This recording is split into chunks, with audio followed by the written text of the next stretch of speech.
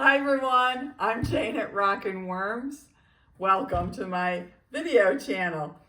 I'm going to talk to you tonight about protein poisoning, what it is, how it affects your worms, and what causes it, and what we can do to help ensure that our worms don't get it, okay?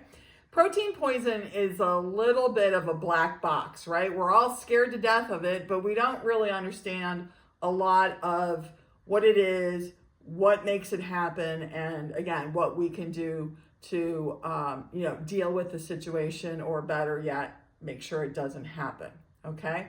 And one of the reasons why it's a little bit of a black box is because there's not a lot of research, at least that I've been able to find, that specifically addresses protein poisoning, okay? It's kind of mentioned in the research papers as an aside, but not as a focus. So I've done a lot of deep diving. I had a geeky kind of conversation with one of my castings crew, Evelyn, hi Evelyn, about anaerobic situations and how they can relate to protein poisoning, okay? So before this turns too much into a talking head video, I am going to work on splitting a nursery bin just to give me something to do and you guys something to look at while I talk to you about protein poisoning, okay?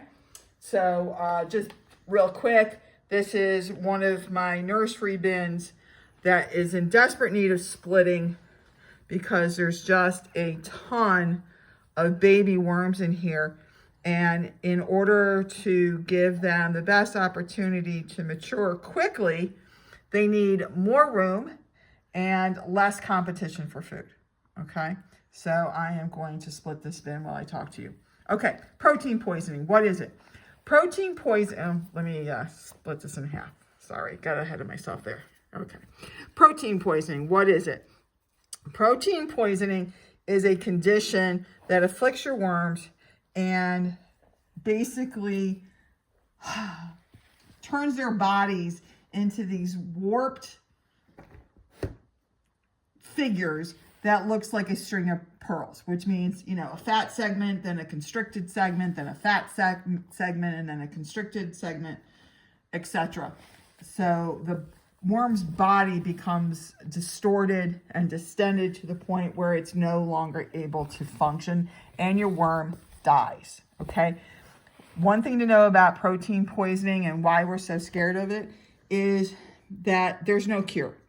Once your worm gets protein poisoning, it's a goner, all right? So it's really important that we understand what causes it and therefore what we can do to make sure that situation doesn't occur.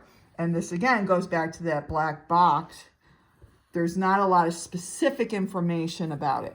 So what I've done, like I said in the beginning, is I've done some deep diving and read research papers, other people's, comments and experience with protein poisoning. And I've put together what I feel is a logical explanation of what causes it and what we can do to deal with it. Now, one of the situations that people routinely point to as a cause of protein poisoning is anaerobic conditions in the worm bin. And what I've been able to, conclude based on the research I've done is that anaerobic conditions don't cause protein poisoning. Anaerobic conditions are a symptom of the same cause that causes protein poisoning. And that is overfeeding, okay? Also, I just want to mention real quick that there is a second cause that is very important related to protein poisoning, which I'll get to in a few minutes, that you've probably never heard of and you need to be aware of because it is important. So stick with me on this video for a little bit, okay? So let's go back to anaerobic conditions. Anaerobic conditions are caused by overfeeding. Protein poisoning is caused by overfeeding. Now, what is causing the protein poisoning as a result of overfeeding is when you overfeed your worms, they are unable to eat all the food before that food starts to rot. And as part of the rotting process, that food becomes fermented.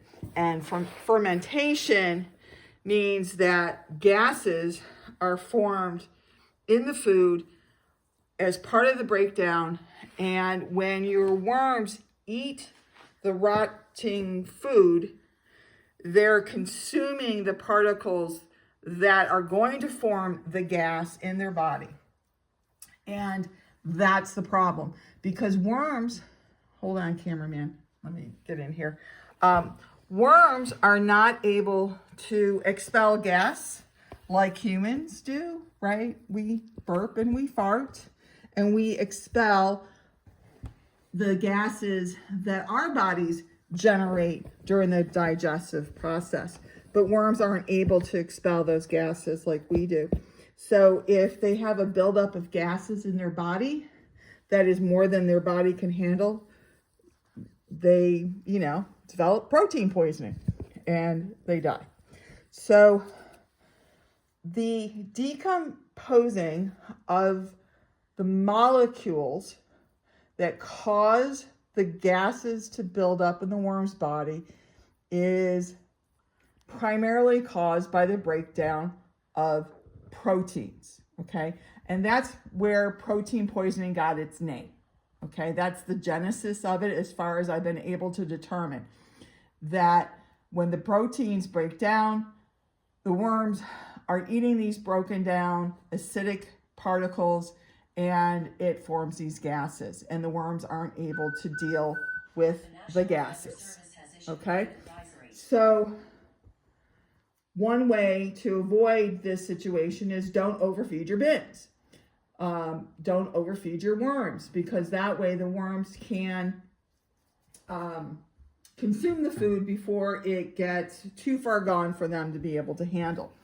Now, let's talk about the second part of protein poisoning and what causes it, and that's the ability of your worms to handle it, okay? How do your worms handle the particles that could potentially make them sick, okay? And that is by calcium. Believe it or not, calcium. This was new information for me. So worms have a specific gland in their body that stores and then excretes calcium into their crop. And the purpose of this calcium excretion is to neutralize the acidicness and the gaseous formation particles of the food that the worms are eating, okay? So if a worm does not have enough calcium available to it in its diet, it does not have enough calcium to excrete into their crop in order to neutralize the bad components that the proteins in particular are forming as it decomposes. Okay, so I hope you follow that.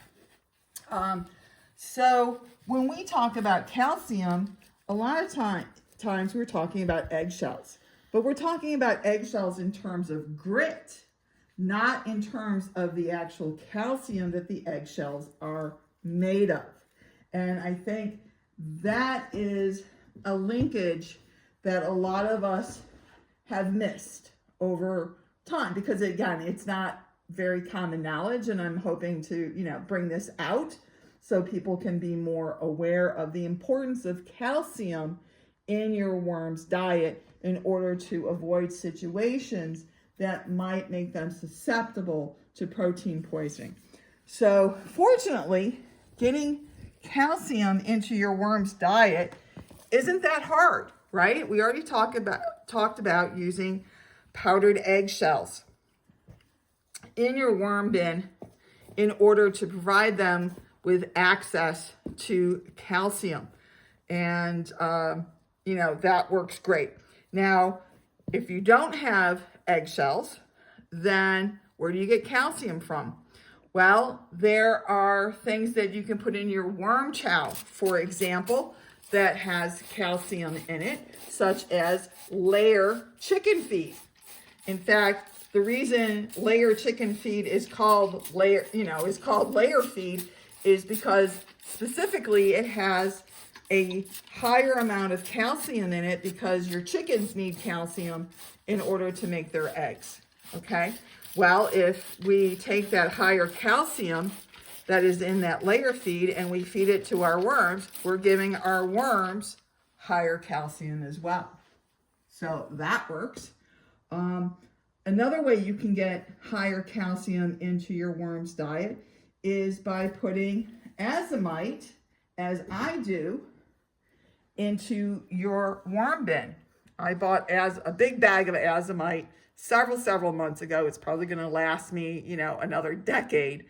But azomite has 3% calcium in it as well. So when I add azomite to my worm bin, I am giving my worms additional sources of calcium.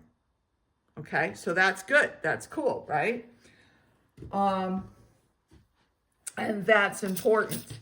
So you don't have eggshells, you don't have azomite. What else can you do? You can feed your worms foods that are higher in calcium. For example, avocado is higher in calcium. So if you can feed your worms avocados, on a regular basis, let's say, that will help them as well. There's other foods that are high in calcium, and you can certainly, Google it just as easy as I can and find out what those foods are.